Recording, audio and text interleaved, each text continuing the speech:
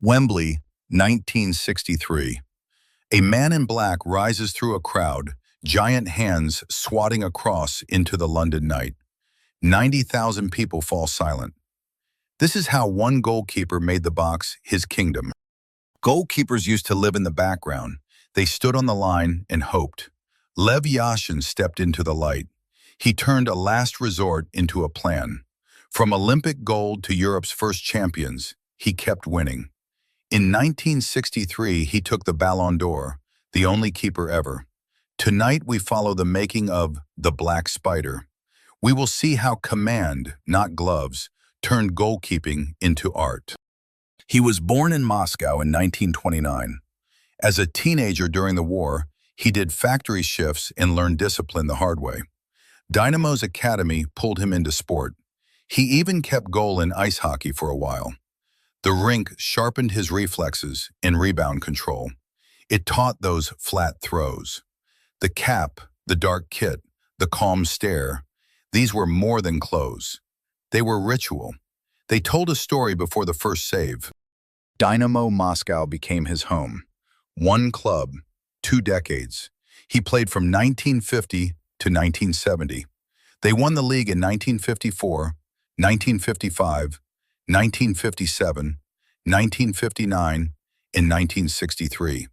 He stacked more than 300 league games and hundreds more in cups and tours. On winter nights, you could see the steam of his breath. You could hear him bark his line into shape. When a cross hung in the cold, panic became routine. He turned chaos into a habit. The world met him in Sweden in 1958. The World Cup put him in front of Pelé and Garrincha. He did not hug his line. He stepped out and shaved the angle. He rushed feet first to the near post and said, "Try the hard shot." They still won, but the message spread on television. This was not a statue on the line. This was a goalkeeper who decided, not just reacted. Owning the box was his first craft. He started a step higher than most. He read the flight early. He did not wait on the line. He moved to meet the ball near the penalty spot. On some nights he caught soft, on others he punched through a crowd. Both were choices, not gambles. First make it safe, then see if the counter is on. He used his voice like a referee and a friend. During the storm he shouted, sharp and loud. It looked theatrical, and that was the point. It kept the shape. After the whistle he shook hands and praised. He knew fear could freeze legs. Calm could wake them. A keeper can be a metronome for the whole team.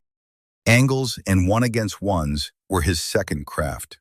He took away space with small steps. He showed the striker the least tempting shot.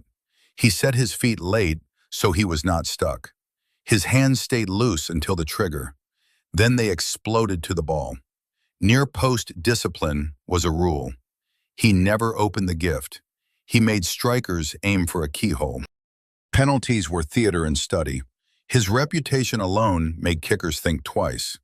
Club histories and FIFA retrospectives talk about more than 150 saved. The exact count varies with the era. The point is the fear. He would wait, hold the gaze, shuffle a toe, then choose. There is a myth about a Pelé penalty. It did not happen.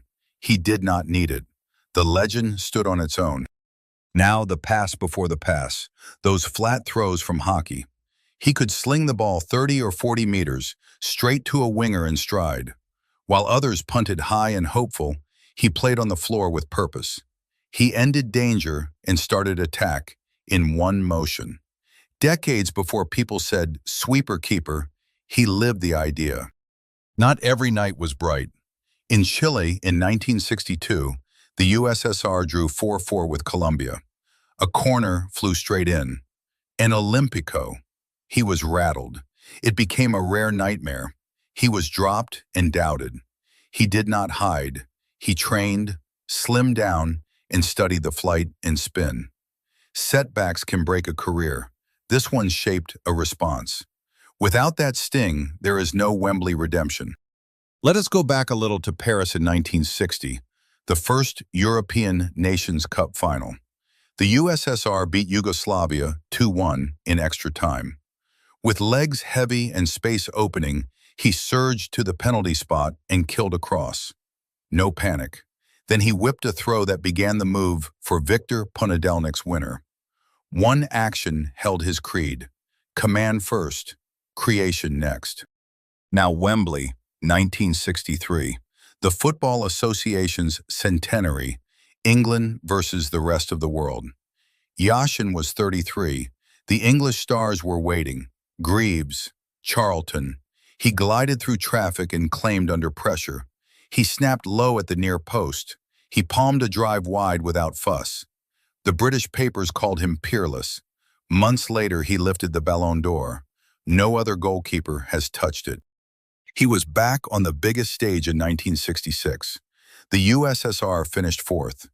He had been in and out with injury and rotation, but he returned to the 11. He captained. He steadied. He reminded everyone he was more than a shot stopper. He was a system.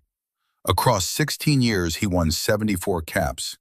He was in 4 World Cup cycles, in the squad through 1970. Let us pause on the numbers and the caveats. You will often hear more than 270 clean sheets and more than 150 penalties saved.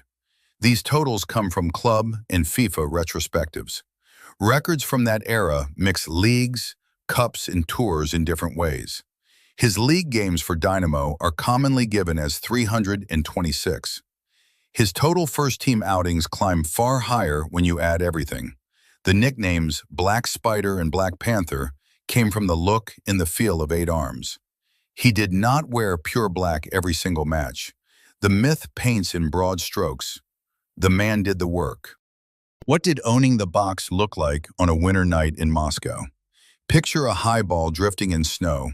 He takes 2 quick steps off his line, knees soft, elbows high. He calls one word that cuts through the cold. Then he punches clean through a thicket of heads. His defenders drop their shoulders. The crowd exhales. That is command. It is not magic. It is practice, breath, and belief. How did he shape angles in a 1-against-1? He never sprinted wild. He ate space with small bites. He kept his chest square to the ball. He waited for the plant foot, the tiny tell, and then he went. It looks simple when you freeze it. In live time, it is a race between patience and panic. He chose patience until the last blink. What about crosses fizzed low across the 6-yard line? Many keepers stay home and hope. He slid to meet the ball and smother. If the pass beat him, he still killed the tap-in lane. He erased the easy choices. Strikers hate doubt. He served them a plate of it. His hands mattered, but his head mattered more. He studied flight, spin, and wind. He watched the kicker's hips in the seam of the ball. He read the game 2 passes ahead. A punch was not a clearance. It was a pass to grass. A throw was not a release. It was the first note of a run. In penalties, he used silence and time. He would make the kicker wait a second. He would fix the ball and gloves like a ritual. It delayed the heartbeat. Then he decided once and fully. His dives were not guesses. They were commitments. If a myth blooms around that, it is because pressure loves a story. He wrote the story first with saves. Those throws again. Imagine a winger standing just inside halfway, free for a breath. Yashin catches a high cross, takes one stride, and slings a flat dart to the runner's chest. No bounce. No time for the defense to set. In an age of long boots to nowhere, that felt like a cheat code. It was not a trick. It was hours on a wall and a rink. He was human in public. Teammates say he shouted during play, then hugged after. He demanded shape, then shared the credit. He smiled with lines of effort on his face. He wore simple cotton gloves or sometimes none at all. The shine was not in the gear, it was in the choices. There is a reason the stands went quiet when he rose for a cross. People feel authority. It looks like a single figure rising into a crowd and not flinching. It sounds like one clear call. It ends with two big hands on a ball that now belongs to him. That is a king in his small kingdom. Before we head to the finish, a small note. If stories like this bring back the smell of winter matches and the sound of a crowd holding its breath, you will like it here. Subscribe to Ink Pitch for more hand-drawn tales of the game's great nights and great minds. His medals form a neat line. Olympic gold in 1956, Europe's first champions in 1960, 5 league titles with Dynamo, 74 caps for the USSR. He made the game safer for his defenders and more dangerous for the other side. He did that by seeing the whole field from the smallest patch of grass. Wembley in 1963 becomes a crown because of what came before. The sting in Chile, the rebuild, the quiet work, then the night under English lights where he looked untouchable. When France football called his name for the Ballon d'Or, it felt like a nod to the craft itself, the art of not letting the sky fall in. His story does not end with a trophy. It ends with a template. FIFA named the World Cup's best keeper prize after him for years. Today, France football hands out the Yashin trophy to the best keeper each season. Modern keepers who command, who pass like playmakers, who bend minds in a penalty, all owe him a debt. He did not just guard a goal, he authored a role. We still talk about him because he changed what we expect from the last man. He made the penalty area a stage. He made the small details sing. If this brought back why you love the game, subscribe to Ink Pitch, football's greatest stories, hand-drawn. There are more legends and nights waiting on the channel. Thanks for being here, and see you for the next story by the fire.